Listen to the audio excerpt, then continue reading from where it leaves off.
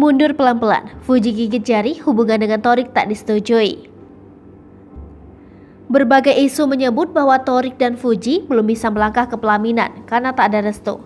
Atta kini buka suara. Meski begitu, Fuji dan Thorik adik Atta masih terus terjalin kisah bersama.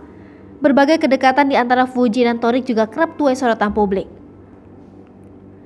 Meski mesra, banyak pula netizen yang julid sentil soal restu. Apalagi baru-baru ini, keluarga Thorik ungkap soal kriteria mantu idaman. Disebut carian soleha, benarkah Fuji bukan mantu idaman orang tua Thorik? Menanggapi hal tersebut, Thorik pun buka suara. Lama diam, Thorik buka suara bongkar alasan belum kenalkan Fuji pada keluarganya. Thorik mengatakan dirinya sangat ingin mengenalkan Fuji kepada orang tuanya. Namun sampai saat ini hal tersebut belum terwujud karena jadwal Fuji dan orang tua Thorik yang selalu bentrok.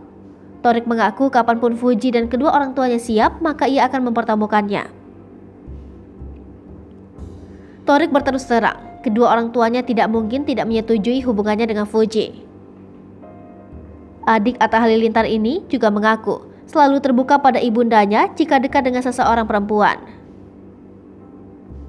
Thorik pun akhirnya membongkar alasan Fuji belum bertemu dengan kedua orang tuanya.